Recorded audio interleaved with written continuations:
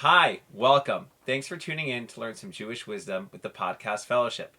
Watching any video on this channel will make you eligible for a cash prize this week, even if it's an older video. All you got to do is watch the video, click the link below, fill out the form and let us know what you learned, and you'll be entered into a raffle this week. Now let's dive in to 3 minutes of Jewish wisdom. Hello everyone, welcome back to the Podcast Fellowship Daily Trivia. Today we are moving on to something called Mishna. We all know we just had the holiday of Shavuot, which is when we got the Torah from God 3,000 plus years ago. And the Mishna, the Torah is the written Torah, right? That's the 5 books of Moses. What you might see what you would see in a synagogue. However, there's the written law, and there's also something called the oral law, which is it's a lot of different facets, but part of it is the different explanations that go with the written law. For instance, if it says in the written law that you should sit in a sukkah for a week out of the year, what does it look like? How do I do it? When do I do it? Etc., etc. That might be part of the oral law.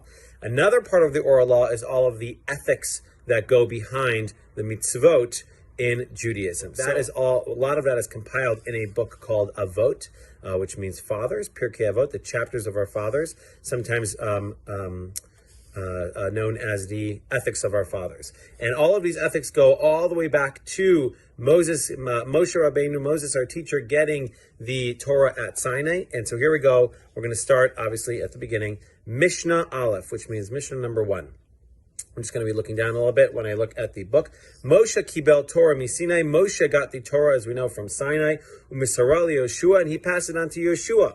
V'Yoshua l'zkenim l'neviim u'neviim Yisrael la'anshei knesset gedola. So Joshua passed it on to the elders, and elders passed it on to the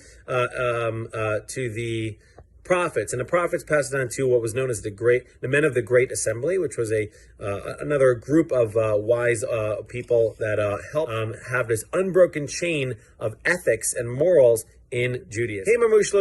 They said 3 things. Now, they probably said more than 3 things, but 3 of the things that they used to say, I guess, quite often. Hevu mitunim badin, be deliberate in judgment.